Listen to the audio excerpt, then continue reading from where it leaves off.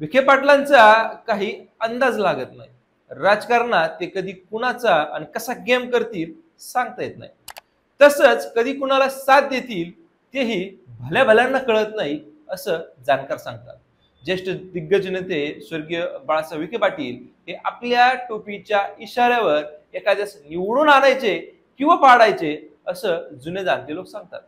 हाच वसा अगदी सुजय विखे पाटलांनी जशा तसा पुढे चालवलाय। बरं, सुजय विखे अर्थात विखे फॅमिली ही खुनशी नाही बरं। विरोधकांना त्रास ते कधीच देत नाहीत, पण विरोधकही ते केवळ विरोधापुरताच म्हणजे तोंडी लावण्या इतपतच ठेवतात। जास्त झालं की मग विरोधकाचं अस्तित्व असं संपतं की तो कुठेच पुन्हा फिरून दिसत नाही। याचाच प्रत्यय सुजय विखे पाटलांनी अहिल्यानगरमध्ये करून दिला। लोकसभेवेळी ज्यांनी ज्यांनी विरोध केला त्यांना त्यांना विखे पाटील यांनी संपवलं म्हणजे हरवलं। याचा शेवटचा हिशोबही त्यांनी काल राहुरीत तनपुरे कारखान्याच्या निवडणुकीत पूर्ण केला। राजू शेट्टे यांनी लोकसभेला विखेंच्या विरोधात काम केलं। ते आमदार कर्डिले यांच्या जवळचे असूनही तनपुरे कारखान्याच्या निवडणुकीत विखेंनी तनपुरेंना हवा देत शेट्टे यांचा दारुण पराभव केला। आता तुम्ही म्हणाल नेमकं कसं आणि काय राजकारण झालं? विखे यांनी तनपुरेंना सपोर्ट केला का? कर्डिले यांचा सपोर्ट असूनही मग राजू शेट्टे यांचा पॅनल तनपुरे कारखान्याच्या निवडणुकीत पडला कसा? सुजय विखे पाटील आता पुन्हा नवा अध्याय सुरू करतायत का? चला पाहूया सविस्तर। नमस्कार, मी विजय गोबरे आणि तुम्ही पाहता चर्चा होणारच युट्यूब चॅनल। सुजय विखे पाटील यांचा लोकसभेला पराभव झाला, परंतु या पराभवाचा वचपा सुजय विखे पाटील यांनी असा घेतला की ज्यांनी ज्यांनी खासदार निलेश लंके यांना मदत केली त्यांना त्यांना विधानसभेला पराभूत केलं। यात संगमनेरमधील ज्येष्ठ नेते थोरात असतील, प्राजक्त तनपुरे असतील, पाथर्डीत बबनराव ढाकणे असतील किंवा माजी मंत्री शंकरराव गडाख असतील, या सर्वांना पराभूत करण्यात सुजय विखे पाटील यांचा मोठा वाटा। नियोजन, राजनीती, अर्थनीती, दांडगा संपर्क आणि विखे पॅटर्न यंत्रणा याच्या जोरावर त्यांनी लंके यांना मदत करणाऱ्या या सर्वांचा वचपा काढत पराभूत केला।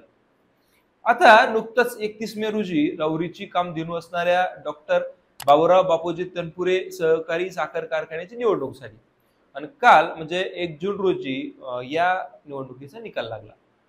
यामध्ये अरुण तनपुरे यांच्या नेतृत्वाखाली जनसेवा मंडळ, युवा नेते राजू शेट्टे यांच्या मार्गदर्शनाखाली शेतकरी विकास मंडळ, अमृत धुमाळ यांच्या मार्गदर्शनाखाली राहुरी कारखाना बचाव कृती समिती असे 3 पॅनल होते।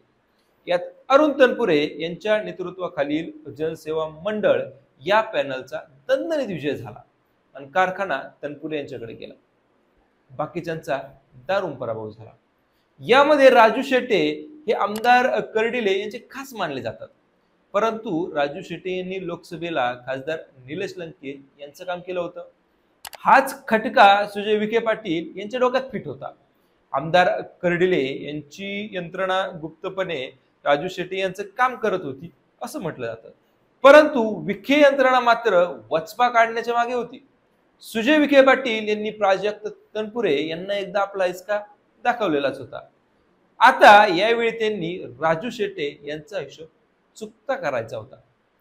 त्यामुळं विखे यंत्रणा यावेळी तनपुरे यांच्या सोबत अदृश्य शक्तीप्रमाणे राहिली आणि याच अदृश्य शक्तीनं राजू शेट्टे यांच्या पॅनलचा पराभव केला व तनपुरे यांच्याकडे सत्तेच्या चाव्या दिल्या अशी चर्चा।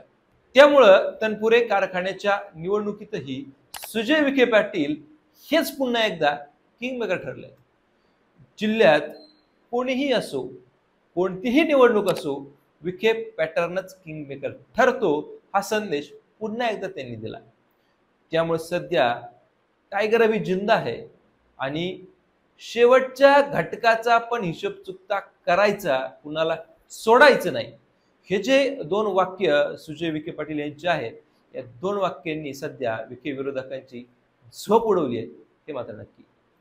मित्रांनो, हा विखे पॅटर्न जिल्ह्यातून विखे विरोधकांना किंवा लंके समर्थकांना नामशेष करून टाकेल का, संपून टाकेल का? तुम्हाला काय वाटतं नक्की कमेंट करा। पुन्हा भेटूयात नवीन विषयावर, तोपर्यंत धन्यवाद।